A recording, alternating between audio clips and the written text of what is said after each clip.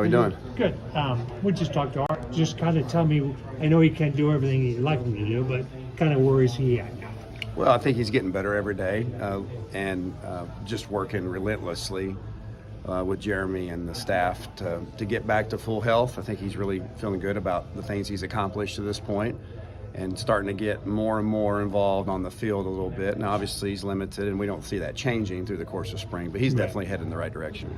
Coach, about him so far, just in About Art? Yeah, being around him. Oh, you got same thing you guys see. I mean, he's just very polished and very mature and very intelligent. Cares a lot. Great leadership qualities. He's a really good person, and I'm looking forward to seeing him as a player. You know, I haven't get a chance to see that part of it, but I've seen everything there is up until that point about him, and it's all really positive. What are you pleased with so far in spring ball?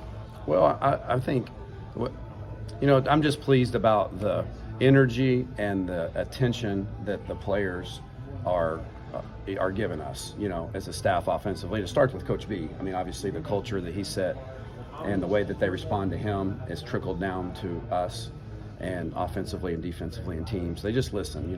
They come to work every day and they try to get better. They take the corrections, and then, obviously on our side of the ball with a new system, we've made some really good strides as far as what we've learned, what we've got in. We've really challenged and impressed them with that. There's mistakes showing up, obviously, as you would expect, but they're starting to show up less and less, and I just really love how engaged they are overall. What do you need to see from here to the end? Well, we got to finish, right? It's easy. New offense, new excitement, spring ball in general, new season, a lot of momentum to build off from last year. The energy on day one, it's easy. Energy on day two, it's easy to be that. So now that we're at the hump point of spring ball, can we bring the same energy and effort and focus down the stretch that we did the first half? That'll be important for us. Coach, how's Tommy DeVito progressing? Have you been happy with his? I have been. I've performance? been pleased with Tommy.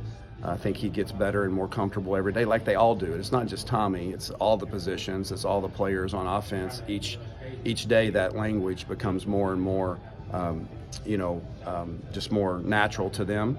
And as a quarterback starts to understand that more, he should progress. And just like all the other players, the quarterbacks are giving me their eyes, their ears, they're learning, and we're getting on the same page. We got to continue to take care of the ball. That's a big deal. There's some things we've got to get better at, but I've been pleased with his progress.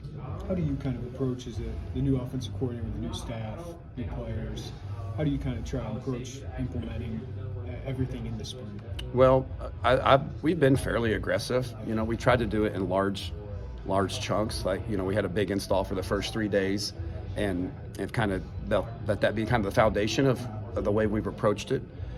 To continue to build weekly or daily, a wrinkle here, a wrinkle there, once we feel like we've got a good feel of what the first install was. And so it's just about communication, right? It's just getting everybody on the same page, whether that's verbally in the classroom or non-verbally with the signals and the communication at the line of scrimmage. It's really just about communication. I tell you, our coaching staff offensively has just done a great job of getting that information to their players. And as we meet as a staff and learn and I teach, it's been a collaborative effort. I've been real pleased with it. Coach Bielema said, when you guys are running team stuff, he bumps into Art every play just because he's right there kind of doing everything but just taking those mental reps. Just what you say about Art where he's so engaged? Well, that's what we want from them all, and they are. A lot of them are, Art's a little bit more comfortable. He gets a little closer to the line, and not that he's anywhere near the quarterback, but he's playing the game. That's all he can do right now. And really, to be honest with you, I tell the guys offensively, there's either two types of reps, really. I mean, it's either a game speed rep or it's a walkthrough, or a mental rep. It becomes game speed or mental. And his situation, where he's at, all he can do is take mental reps. He can't get in team and take live action. He's not healthy enough yet. He's not ready. So he's got to do as best he can to get a mental rep to play the game. And that's what he's doing, and it's helping him.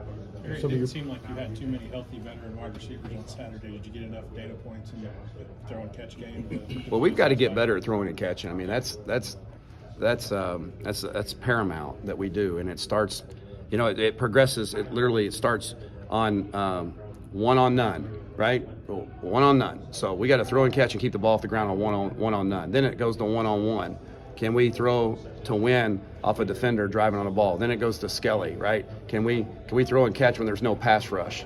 And then you've got to get those building blocks in place before you can expect to go to team in 11-on-11 with the pass rush and with blitzes to build throw and catch. And so I was really pleased today the way we practiced in that area.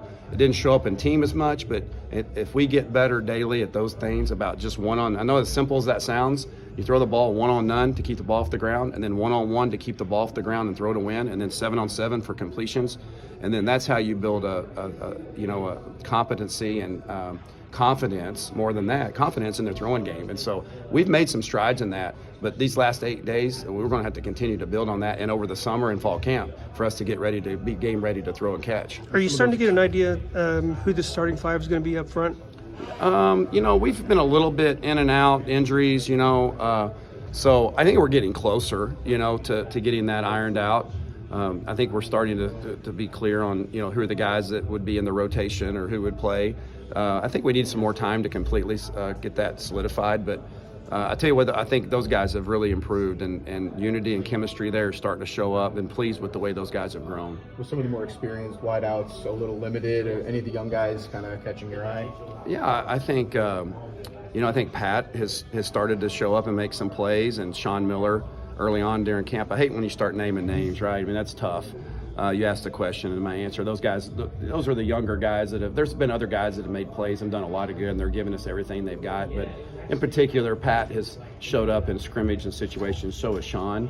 But there's other guys that are worthy to be mentioned as they continue to grow and progress in this offense and get better and better each day. It takes a village at wideout now, and we've got to have some depth, and we've got to have guys that can come in and not skip a beat, and that's what we're working toward. How have the guys responded to tempo and changing things up? How they've just responded to everything you're trying to do? Yeah, they've really handled it really well. We're not playing with the pace that I want. We're not quite there yet, as far as when we do play with pace, At the end of the day, we're not set on, and I'm not, Coach B's not, we're on the same page completely about, we're not going to try to snap the ball 97 times in a game and just try to go so fast that you lose it and sacrifice maybe execution or fundamentals. And I'm not saying that teams that go like that do, but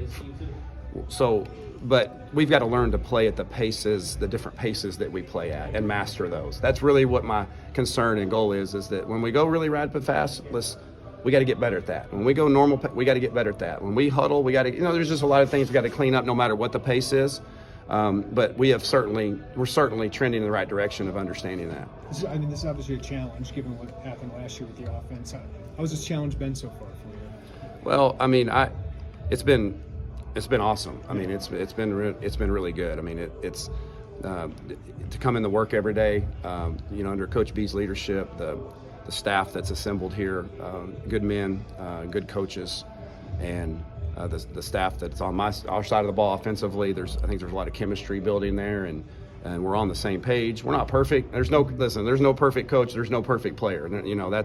We tell our players that all the time. Like, we're going to make mistakes, but we got to get them fixed when we do. And when they're mine, I'm going to own them. When they're theirs, they got to own them. And ultimately, it's all of our mistakes, But the chemistry, it makes it easy to come to work every day. The environment, the culture is healthy.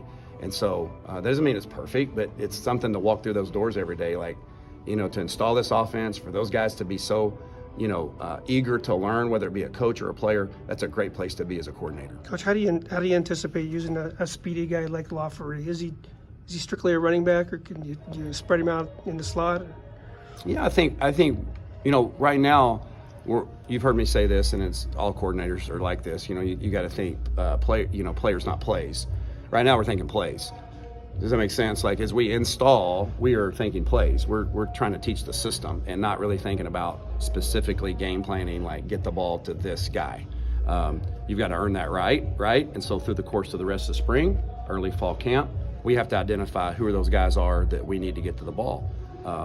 Does Aiden have a skill set that's unique to our program? Yeah, probably does. He's really fast, good with the ball in his hands. So if he continues to trend in the right direction and does the things he needs to do, he could be one of those guys that we need to find a way to maybe get him involved in the plan somehow, whatever that may look like. Is that a conversation that happens after those 15 practices where you can go to your group and say, hey, this early enrollee, I'm not trying to name names, has stepped up like we didn't think, and he may be able to help us in the fall. Sure, I think we don't care. We don't care what year they are. 7th year, 6th year, 1st year. We want to find the best players that can help us. And obviously, coming in at mid-year for all those kids that did offensive or defensive players, that's beneficial for them to learn the system and to get their feet wet. And when they should be worrying about going to prom, and they're learning the system. So, but Aiden's a running back. I mean, that's where he's playing. That's what he is, and that's what we're going forward with. And then we'll cross that bridge, as far as how to get the ball to him. And it's really easy getting the ball to him as a running back. You just turn and hand it to him.